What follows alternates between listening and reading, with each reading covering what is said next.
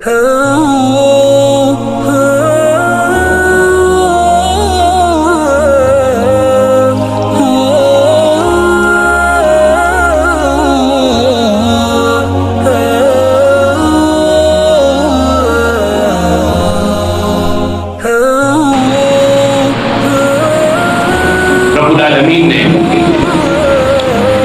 سب کو ایک مرد اور ایک عورت سے پیدا کیا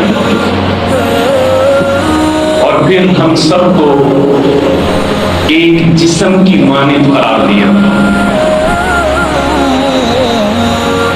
کہ جسم کا ایک حصہ دوسرے حصے سے جدا نہیں ہو سکتا.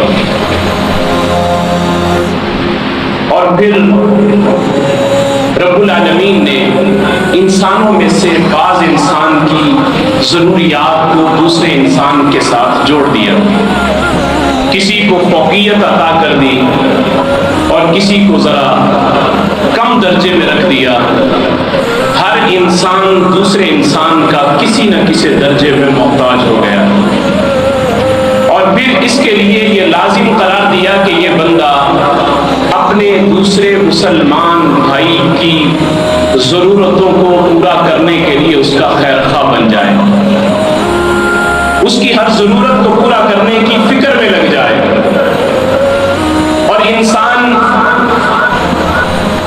اپنے اللہ کے اس حکم کی تعمیل میں ایک جسم کی مانند ہونے کے بعد اپنی دوسرے مسلمان بھائیوں کی ضرورتوں کو پورا کرنے کے لیے خیر خواہ بن جائے. اب خیر خواہی کی دو قسمیں ہیں. ایک قسم قولی خیر خواہی, یعنی وہ خیر خواہی جو آپ زبان سے کسی کی خیر خواہی کرتے ہیں. کوئی میٹھا بول بول کے کسی کی خیر خواہی کر دیتے ہیں, امر بالمعروف کر کے خیر خواہی کر دیتے ہیں, برائی سے روک کر خیر خواہی کر دیتے ہیں. اور دوسری خیر خواہی فعلی خیر خواہی ہے کہ اپنے عمل سے دوسرے کی خیر خواہی کرتے ہیں. کسی بزرگ کا آپ احترام کرتے ہیں, یہ فعلی خیر خواہی. اور کسی چھوٹے کے ساتھ آپ شفقت کا معاملہ کرتے ہیں, یہ فعلی خیر خواہی ہے. اور کسی کو آپ اس کی ضرورت کے وقت میں کام آ جاتے ہیں, یہ فعلی خیر خواہی. اور میرے پیارے حبیب امام الانبیاء فخر الانبیاء حضرت محمد مصطفیٰ احمد مصطفیٰ صلی اللہ علیہ وسلم کا مبارک فرمان ہے کہ میرے آقا علیہ الصلوۃ والسلام ارشاد فرما رہے الدین النصیحہ, کہ دین نام ہی خیر خواہی کا ہے. دین ہمارا نام ہی خیر خواہی کا ہے کہ مومن ہوگا تو دوسرے کا خیر خواہ ہوگا, دوسرے کا بھلا چاہے گا, برا نہیں چاہے گا. تو ایمان والے آج ہم دیکھیں کہ آج ہم کہاں کھڑے ہیں. ہم دوسروں کی خیر خواہی میں لگے ہوئے ہیں یا ہم دوسروں کی جڑیں کاٹنے میں لگے ہوئے ہیں. من حیث القوم ہم آج کہاں کھڑے ہیں؟ آج ہم دوسرے کا بھلا چاہ رہے ہیں یا آج ہمارے خون سفید ہو گئے ہیں اور ہم دوسرے کا بھلا کرنا آج نقصان کا باعث سمجھ رہے ہیں؟ شریعت کا یہ مزاج نہیں تھا, اتباع سنت کا یہ مزاج نہیں تھا. ہمارے لیے یہ ضروری تھا کہ ہم پیارے حبیب کے اس فرمان کو اپنے پلے باندھ لیتے کہ ہم کسی کے کام آ جاتے, ہم کسی کے کام آ جاتے. رکھتے ہیں جو اوروں کے لیے خیر کا جذبہ, وہ لوگ کبھی ٹوٹ کے بکھرا نہیں کرتے. جب انسان دوسرے کے لیے خیر خواہی سوچتا ہے, کہتے ہیں نا کر بھلا ہو بھلا, جب انسان کسی کا بھلا کرتا ہے تو اس انسان کا بھلا خود بخود ہو جاتا ہے. جب انسان کسی کی بھلائی سوچتا ہے, اس کی بھلائی خود بخود ہو جاتی ہے. اور جب انسان کسی کا برا سوچتا ہے, اس کا خود برا ہو جاتا ہے. تو اس لیے اپنے آپ کو ہم اس نہج پر لائیں کہ میں ہر ایک کے لیے, ہر مسلمان کے لیے میرے دل میں ایک خیر خواہی ہو, ایک ہمدردی ہو, ایک احساس کا جذبہ ہو. میں اس احساس کے جذبے کے تحت اپنے دوسرے مسلمان بھائی کے لیے خیر خواہی کرنے والا بن جاؤں. اور میرے پیارے حبیب علیہ الصلوۃ والسلام نے ارشاد فرمایا کہ ایک مسلمان کے دوسرے مسلمان پر 6 حق ہیں. ان میں سے ایک حق یہ ہے کہ جب ایک مسلمان دوسرے مسلمان سے ملے تو اسے سلام کرے, السلام علیکم کہے. یہ مسلمان کا مسلمان پہ حق ہے. اب یہ اتنا خوبصورت حق ہے کہ یہ انسان دوسرے مسلمان کو السلام علیکم کہہ رہا ہے, تو اس کو سلام کرنے پر اللہ رب العزت کی طرف سے کیا مل رہا ہے؟ میرے آقا علیہ الصلوۃ والسلام نے حدیث مبارکہ میں ارشاد فرمایا افشوا السلام، لوگوں سلام کو پھیلاؤ، عام کرو سلام کو۔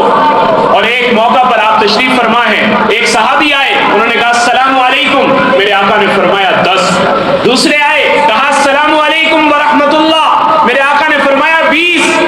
پھر کہا کہ ایک نے السلام علیکم ورحمۃ اللہ وبرکاتہ، میرے آقا نے فرمایا 30۔ صحابہ نے کہا یا رسول اللہ یہ 10، 20 اور 30 سے کیا مراد ہے؟ فرمایا جس نے السلام علیکم کہا اللہ نے اس کو 10 نیکیاں عطا فرما دی، جس نے السلام علیکم ورحمۃ اللہ کہا اللہ نے اسے 20 نیکیاں دے دی، اور جس نے السلام علیکم ورحمۃ اللہ وبرکاتہ کہا اللہ نے اس کے لیے 30 نیکیوں کا اس کے نامہ اعمال کے اندر انتظام کر دیا۔ میرے بھائیوں ہم خیر خواہی کر رہے ہیں، اپنے دوسرے مسلمان بھائی کو ہم سلام کر رہے ہیں، دعا دے رہے ہیں، اس دعا کے نتیجے میں رب العالمین ہمیں اتنا نواز رہے ہیں کہ ہمارے نامہ اعمال کے اندر اللہ 30 نیکیوں کو درج فرما رہے ہیں۔ اور پھر دوسرا حق مسلمان کا کیا بتایا گیا؟ فرمایا جب وہ بیمار ہو جائے تو اس بیمار کی عیادت کرے، اس بیمار کی عیادت کرے، تیمارداری کرے۔ اب بیمار کا حق ہے یہ، ایک مسلمان بھائی بیمار ہو جاتا ہے، دوسرا جا کر اس کی ہمدردی کرتا ہے، خیر خواہی کرتا ہے، اسے کہتا ہے بھائی تیرا کیا حال ہے، اس کا غم تھوڑا ہلکا ہو جاتا ہے، اس کی تکلیف میں کچھ کمی ہو جاتی ہے۔ تو اللہ رب العزت اس پر کیا نواز رہے ہیں؟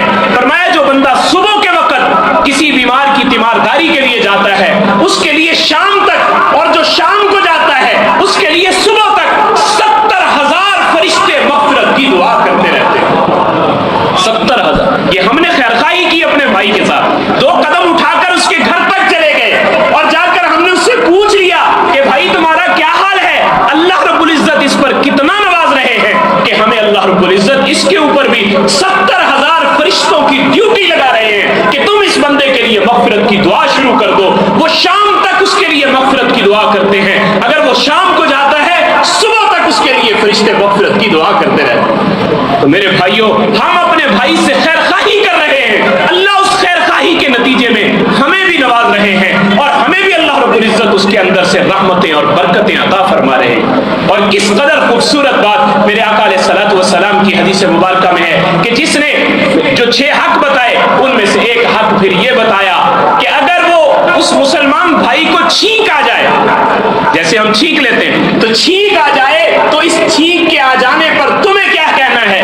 تم اس کو یرحمک اللہ کہو۔ اس نے چھینک آنے پر الحمدللہ کہا، تمہارا حق یہ ہے، تم نے سن لیا اور تم فوراً اس کو کہو یرحمک اللہ، اللہ تم پر رحم کرے۔ یہ دعا دے رہے ہو، خیر خواہی کر رہے ہیں اس کے ساتھ۔ اب یرحمک اللہ کہنے پر اس قدر نوازا جا رہا ہے۔ امام ابو داؤد رحمۃ اللہ علیہ، ہمارے سیاستہ کی کتابوں میں ایک کتاب پڑھائی جاتی ہے ابو داؤد شریف، اور اس کتاب کے مصنف امام ابو داؤد رحمۃ اللہ علیہ ایک مرتبہ کسی نے امام ابو داؤد رحمۃ اللہ علیہ ایک سفر پہ تشریف لے جا رہے ہیں، کشتی کا سفر تھا، دریا پار کرنا تھا، تو آپ دریا کے اندر کشتی میں بیٹھے ہوئے جا رہے ہیں۔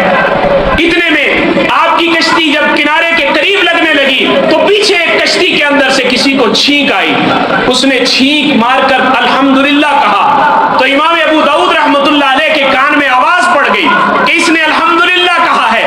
تو امام ابو داؤد رحمۃ اللہ علیہ اتنی دیر میں کنارے پر پہنچ چکے، آپ نے دوبارہ 1 درہم کشتی والے کو دیا اور دے کر کہا کہ مجھے دوبارہ اس کشتی کے پاس لے کر جاؤ، میں اپنے اس بھائی کو جا کر جواب دینا چاہتا ہوں۔ کشتی کروائی 1 درہم میں اور اس کی کشتی کے قریب جا کر کہا یرحمک اللہ، او میرے بھائی اللہ تجھ پہ رحم کرے۔ جب رات کو سوئے ہیں خواب میں کسی نے کہا اے ابو داؤد تو نے 1 درہم کے بدلے میں اللہ سے جنت کا سودا کر لیا، 1 درہم میں تو نے اللہ سے جنت لے لی۔ میرے بھائیوں آج میں اور آپ دیکھیں ہم اپنے کتنی نیکیاں ہم اپنے ہاتھوں سے نظر انداز کر رہے ہیں، کتنی نیکیاں ہم چھوڑے جا رہے ہیں۔ ہمارا بھائی کوئی چھینکتا ہے ہم اس کو نظر انداز کر کے آگے چل پڑتے ہیں۔ نہیں میرے بھائی اس پر ہمیں اللہ کتنا نوازیں گے ہم اس کا تصور بھی نہیں کر سکتے۔ اللہ ہماری جھولیاں کتنی رحمتوں سے بھرپور فرمائیں گے ہم اس کو تصور میں بھی نہیں لا سکتے۔ ہم نے کسی کی خیر خواہی چاہیے، اللہ ہمارے لیے خیر کے دروازے کھولیں گے، ہمارے لیے بھلائی کے دروازے کھولیں گے، ہمارے لیے عافیت کے دروازے کھولیں گے۔ اور پھر مسلمان کا ایک حق یہ بتایا گیا کہ اگر وہ فوت ہو جاتا ہے تو اس کے فوت ہو جانے پر تم اس کے جنازے کے اندر شرکت کرو، اس کے جنازے میں شرکت کرو۔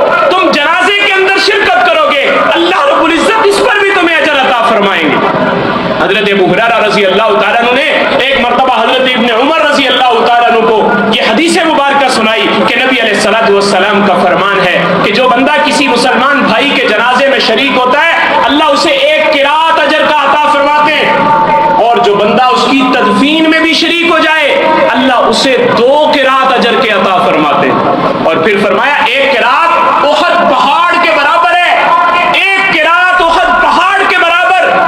हजरत इब्ने उमर एक ठंडी सांस भर के कहते हैं, आह भर के कहते हैं, हाय काश हमें आज से पहले इस हदीस मुबारका का पता चल जाता, कितने किरात अजर के हमने जाया कर दिए, वो हमसे जाया ना होते बल्कि हम उन किरात को भी हासिल कर लेते। और एक आदमी के बारे में आता है कि उसको ख्वाब में किसी ने देखा इंतकाल के बाद, पूछा भाई क्या बना, कहा जब मेरे अमाल को तोला गया, मेरे अमाल को तोला गया तो तोलने पर मेरे नेकियों वाला जो पलड़ा था वो हवा में उठा हुआ था, उसका वजन ही कोई नहीं था। फिर आखिर पे पूछा गया इसकी कोई और नेकी भी है, कहा जी हाँ इसकी एक नेकी है, कहा वो क्या है, कहते इतने में एक छोटी सी एक कपड़े की थैली आकर उस मेरे पलड़े के अंदर घिरी, मेरा नेकियों वाला पलड़ा नीचे को झुक गया। कहते मैं हैरान और परेशान हो गया, मैंने पूछा ये इस थैली के अंदर है क्या, क्या है इस थैली में? उन्होंने बताया इस थैली के अंदर वो मट्टी है जो तूने अपने मुसलमान भाई की कब्र पर एक मुट्ठी उठाकर डाली थी, आज अल्लाह इसी वजह से तेरे लिए मग़फ़िरत का फैसला फरमा रहे।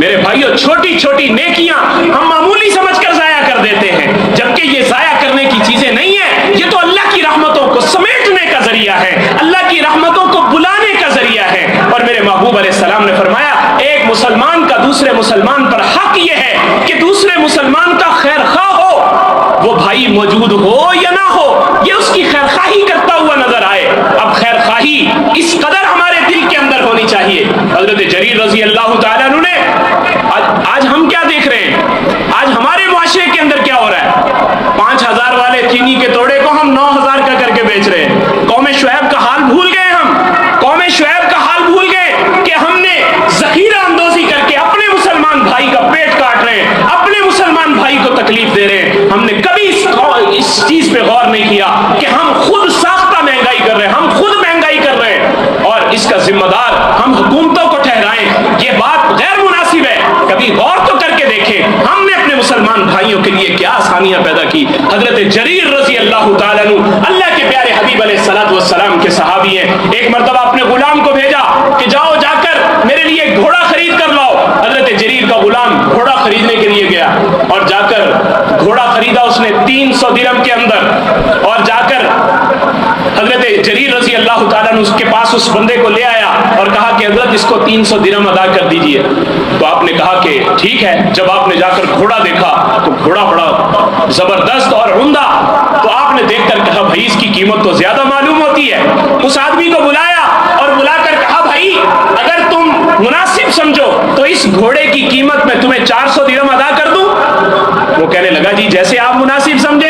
आपने फरमाया कि इसकी कीमत इससे भी ज्यादा महसूस होती है, अगर तुम मुनासिब समझो तो मैं 500 दिरहम दे दूं। उसने कहा जी जैसे आप मुनासिब समझे। आप 100 बढ़ाते बढ़ाते 800 दिरहम तक ले गए। वो घोड़ा जिसकी कीमत 300 दिरहम तय हुई थी और यहां तक कि आपने 800 दिरहम उसको अदा की और उससे घोड़ा खरीद लिया। कोई आदमी देख रहा था, उसने कहा हज़रत कैसी अजीब बात है कि आपने उससे घोड़ा लिया, वो 300 दिरहम में देने पर तैयार है और आप उससे वो घोड़ा 800 दिरहम में ले रहे हैं। तो ये मुझे समझ नहीं आई। तो हजरत जरीर रजी अल्लाह तआला अन्हु इरशाद फरमाने लगे कि मेरे भाई मैंने अल्लाह के प्यारे हबीब अलैहिस्सलाम के हाथ पर जब बैत की थी ना, मैंने इस बात पे भी बैत की थी कि मैं अपने हर मुसलमान भाई के लिए खैर खाही करूंगा, मैं अपने मुसलमान भाई का खैर खा बनूंगा। तो मैंने ये देखा कि मेरा गुलाम इसके साथ कीमत कम तय करके लाया है, मैंने उसकी खैर खाही करते हुए मैंने उसको ज्यादा कीमत अदा की है ताकि मैं अल्लाह के मैदान में अल्लाह के दरबार के अंदर मैं सुरखरू हो जाऊं, मैं बताऊं कि मैंने अपने भाई के साथ हमदर्दी और खैर खाही का मामला किया। मेरे भाइयों आज हम कहां खड़े हैं, आज हम गौर करें। हजरत हसन और हुसैन रजी अल्लाह तआला अन्हु जन्नत के नौजवानों के सरदार वजू कर रहे हैं और वजू करने के बाद देखा कि एक देहाती आदमी भी वजू कर रहे हैं। अब वजू करते हुए उनको जब देख लिया कि इनका वजू ठीक नहीं है तो फौरन दिल पे चोट लगी कि हमारे ये चचा जहन्नुम में जाएंगे। अगर वजू ठीक नहीं तो नमाज ठीक नहीं, नमाज ठीक नहीं तो सारे अमाल बर्बाद हो गए। फौरन पास खड़े हो गए। जब वो वजू करके फारिग हुए, कहने लगे चचा मैं कहता हूं वजू मेरा ठीक है, मेरा भाई हसन कहता है वजू मेरा ठीक है, आप हम दोनों का वजू देखकर जरा बता दीजिए कि वजू किसका ठीक है। दोनों शहजादों ने वजू किया, पूरे तादील अरकान के साथ वजू किया। वजू करने के बाद उन चचा से पूछा चचा वजू किसका दुरुस्त है, हसन का दुरुस्त है या हुसैन का दुरुस्त है। दोनों शहजादों को उन्होंने अपने सीने से लगाया, कहा ओ मेरे शहजादों वजू तुम दोनों का दुरुस्त है, मेरा वजू ठीक नहीं था, तुम्हारा वजू देखकर मैंने अपने वजू की इस्लाह कर ली।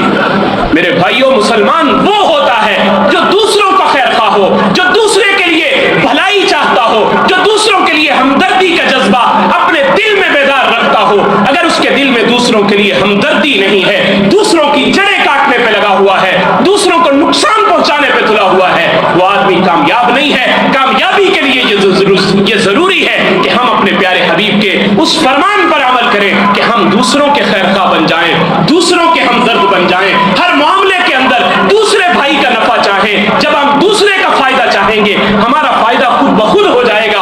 अल्लाह रब्बुल इज्जत हमें अपने खजाने गैब से खुद नवाज देंगे और हमें पता भी नहीं चलेगा अल्लाह हमें कहां से नवाज रहे हैं। अल्लाह से दुआ है अल्लाह मुझे भी और आपको भी इन बातों को समझने की और इस पर अमल करने की तौफीक नसीब फरमाए। वाखिर दावाना अल्हम्दुलिल्लाहि रब्बिल आलमीन।